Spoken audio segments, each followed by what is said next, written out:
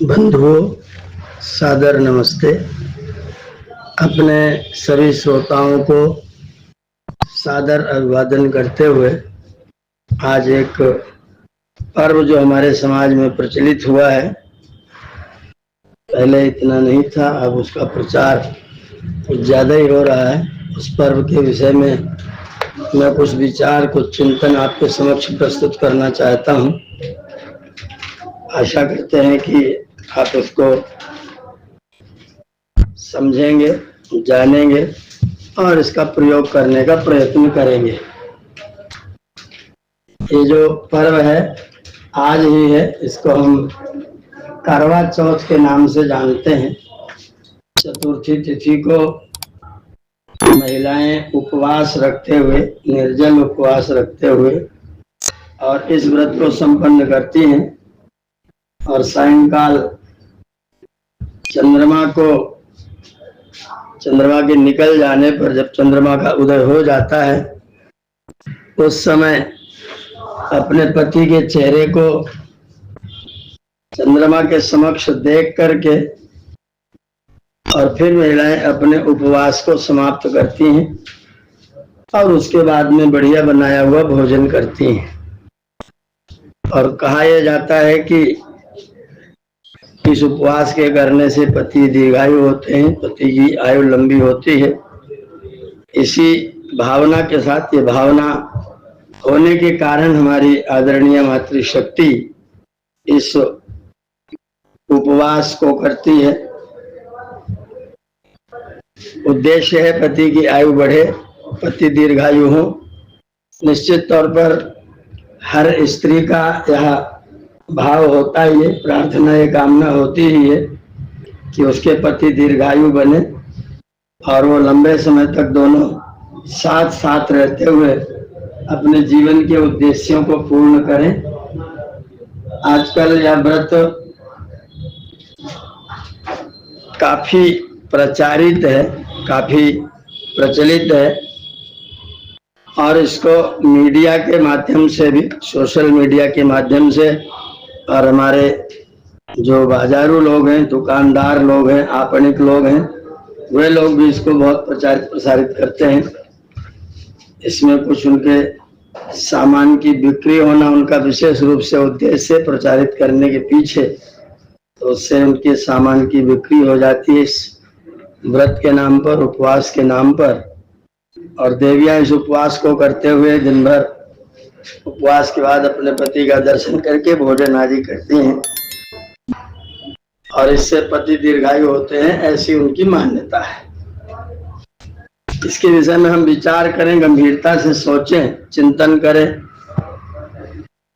हम लोग इस पर विचार करें। अपनी जितनी भी पर्व परंपरा है भारतीय संस्कृति में, या जितने भी हमारे कर्मकांड हैं, उन सारे कर्मकांडों का जो उद्गम स्रोत है, जहाँ से उन कर्मकांडों की विधि व्यवस्था निकलती है, उस उद्गम स्रोत का नाम है कल्प ग्रंथ, जो कि 6 वेदांगों के अंतर्गत दूसरे नंबर का वेदांग है और जिसको आचार्यों ने वेदांग के रूप में हस्तौ कल्पोथ पठ्यते, इस प्रमाण के अनुसार कल्प को हाथ के रूप में माना हुआ है।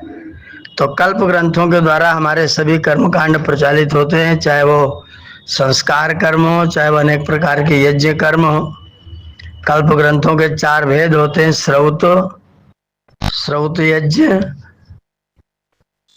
धर्म श्रौत सूत्र, जिनके द्वारा श्रौत यज्ञों का विधान होता है।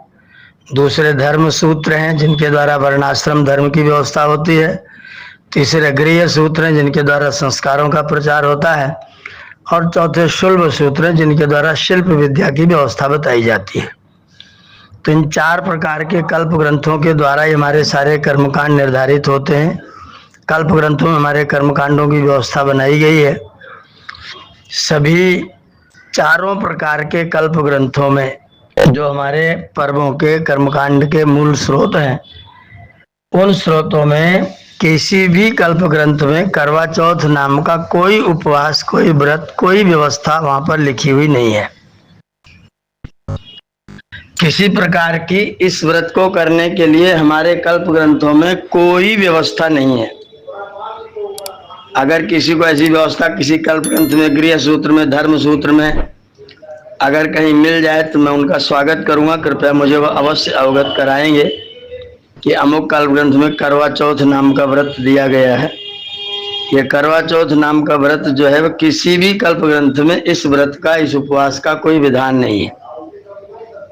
तो इसे यह सिद्ध होगा कि इस उपवास को करने का कोई भी शास्त्रीय प्रमाण आपके पास में उपलब्ध नहीं है।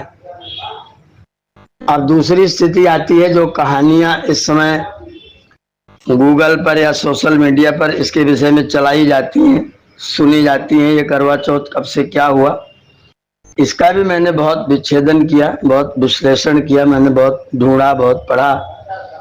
तो इसमें 3-4 कहानियां इसके विषय में समाज में प्रचलित की गई हैं। एक कहानी तो वीरवती नाम की महिला है जिसके 7 भाई हैं। तो वीरवती ने व्रत किया था, लेकिन जब वो भूखी प्यासी रह करके परेशान होने लग गई तो उसके भाइयों ने जबरन उसका ये व्रत तोड़वा दिया और उसे भोजन करा दिया और छल करके उसके पति का जो चंद्रमा जो है शीशे में दिखा दिया और बताया कि देखो चंद्रमा का उदय हो गया है। ये करके भाइयों ने वीरवती का व्रत तोड़वा दिया। व्रत तोड़ते ही उसका पति बीमार हो गया, पति को परेशानी हो गई, तो उसने फिर से उस व्रत को कर लिया और उसका पति ठीक हो गया। एक कहानी तो यह हो गई, लेकिन ये कहानी इस बात को सिद्ध नहीं करती कि व्रत कब से शुरू हुआ। वीरवती ने व्रत किया था, उसका व्रत टूट गया तो उसको परेशानी हुई, लेकिन ये व्रत कब से शुरू हुआ इसकी कोई कहानी आपको उपलब्ध नहीं होती है। एक और कहानी इसमें आपको गूगल पर पढ़ने को मिली है कि जब द्रौपदी ने अपने पतियों के विषय में उनकी सुरक्षा के लिए जब कृष्ण से प्रार्थना किया कि मुझे क्या करना चाहिए, तो कृष्ण भगवान ने द्रौपदी को कहा कि तुम करवा चौथ का व्रत करो तो तुम्हारे पति सुरक्षित रहेंगे। और द्रौपदी ने करवा चौथ का व्रत किया और महाभारत के युद्ध के बाद उनके पति सुरक्षित रहे। यह भी एक कहानी सुनने को मिलती है, लेकिन ये कहानी ना तो महाभारत में वर्णित है, ना तो भागवत पुराण में वर्णित है। कृष्ण के जितने भी चरित्र बताने वाले ग्रंथ हैं, उन किसी भी ग्रंथ में इस तरह की कोई कहानी उपलब्ध नहीं है। महाभारत में भी उपलब्ध नहीं है, हमने खूब खोजबीन किया।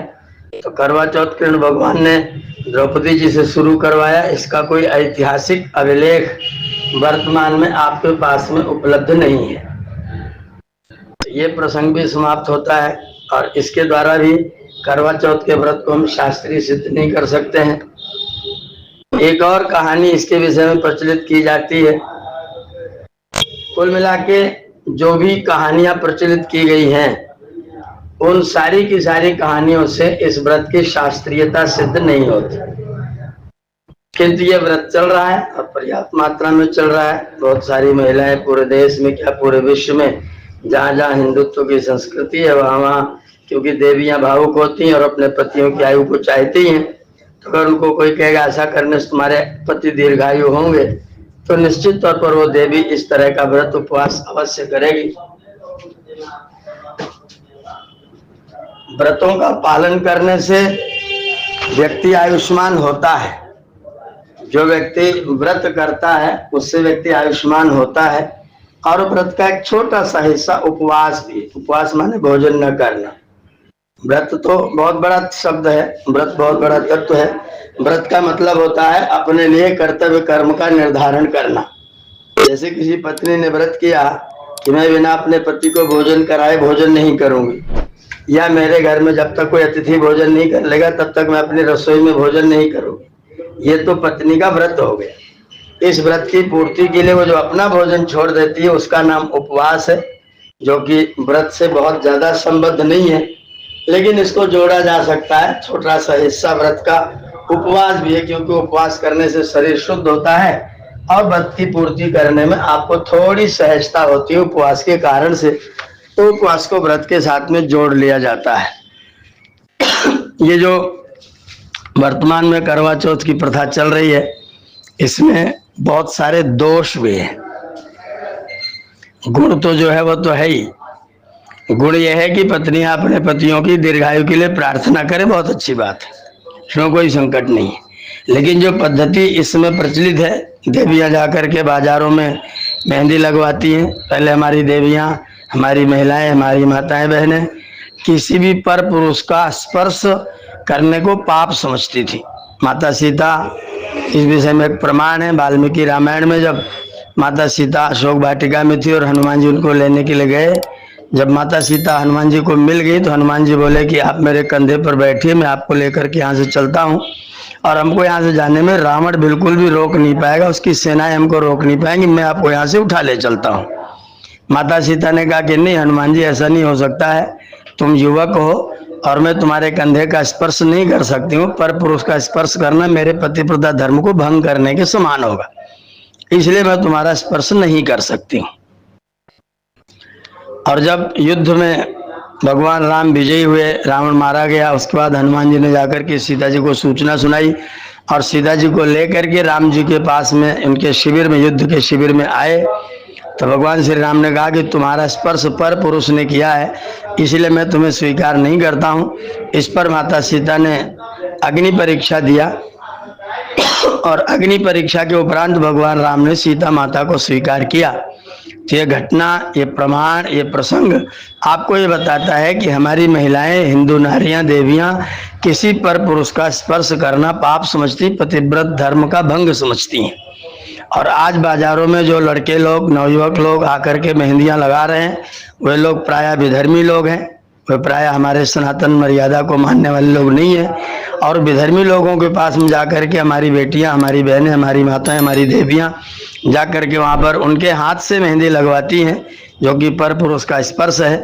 अगर आप अपने पति की आयु बढ़ाना चाहते हैं और आप पर पुरुष के स्पर्श को स्वीकार कर रही हैं, तो आप स्वयं सोचिए कि ये क्या उचित है या अत्यंत अनुचित व्यवहार है। हमारे यहाँ तो इतिहास में पूरी कहानी है कि जीजा जी और बड़ी बहन विवाहित होकर के विदा हो रहे थे और जीजा जी ने छोटी साली का हाथ पकड़ लिया कुछ ऐसी हंसी मजाक में, और साली ने अपना हाथ ही काट करके उनको प्रदान कर दिया कि इस हाथ को मेरा पति ही स्पर्श कर सकता है, कोई अन्य व्यक्ति कैसे स्पर्श कर सकता है। तो उसने अपना हाथ काट करके ही अपने जीजा श्री को सौंप दिया कि ये लो हाथ तुमने छू लिया, इस पे दूषित हाथ हो गया है। तो जहाँ पर चरित्र की ये स्थितियां रही हैं, उन स्थितियों में आप करवा चौथ का व्रत पालन करते हुए किसी पर पुरुष से बाजार में बैठ करके आप मेहंदी लगवाएं, तो ये निश्चित तौर पर भारतीय संस्कृति के लिए अपमानजनक है, भारतीय संस्कृति के लिए अनुचित कर्म है, और यह माननीय कर्म, मानने योग्य कर्म नहीं है। इसलिए ये जो पद्धति हमारी चली है उपवास के तौर पर, ये भी किसी तरीके से ठीक नहीं लगता है। तो ये व्रत माताएं उपवास करने के बजाय अगर माताएं अपने पति की आज्ञा को मानते हुए, अपने पति का सम्मान रखते हुए उनको बढ़िया भोजन आदि कराएं, उनकी दिनचर्या ऋतु अनुकूल चलाने में उनकी सहयोगिनी बने, उनकी दिनचर्या ठीक चलती रहे, उत्तम चलती रहे, इसका ध्यान रखें, तो निश्चित तौर पर उनके पतियों की आयु बढ़ेगी। पति की आयु बढ़ाने का मतलब ऋतु अनुकूल दिनचर्या है, जीवन में संयम का पाठ है। अगर हम संयम का पाठ करते हैं, ऋतु अनुकूल दिनचर्या करते हैं, तो निश्चित तौर पर पति दीर्घायु होते हैं। और पति की दीर्घायु करने का ये तरीका अपने लोगों को अवश्य स्वीकार करना चाहिए। लेकिन स्वयं निर्जल रह करके और फिर पति से उपहार देने के लिए उनको बाध्य करना कि नहीं मुझे तो उपहार चाहिए ही चाहिए, उपहार के उद्देश्य से या इस तरह का जो दिखावा होता है, ये निश्चित तौर पर हमारी भारतीय संस्कृति के अनुकूल पर्व नहीं है। तो इस पर्व की कोई शास्त्रीय मर्यादा नहीं है। देवियां पतियों की आयु बढ़ाने के लिए, उनकी दीर्घ दिनचर्या के लिए, उनकी ऋतु अनुकूल दिनचर्या, ऋतु अनुकूल भोजन छादन की अगर व्यवस्था विधिवत करेंगे तो निश्चित तौर पर उनके पति की आयु दीर्घायु होगी। और उपवास करने से पति की आयु दीर्घायु नहीं होती है, बल्कि भोजन छादन विशेष करने से पति की आयु दीर्घायु होती है। इसलिए किसी बहकावे में नहीं आना चाहिए और इस तरह के पर्व मना करके ही आयु दीर्घायु होती है, ऐसी मान्यता बिल्कुल भी स्वीकरणीय नहीं होनी चाहिए। धन्यवाद।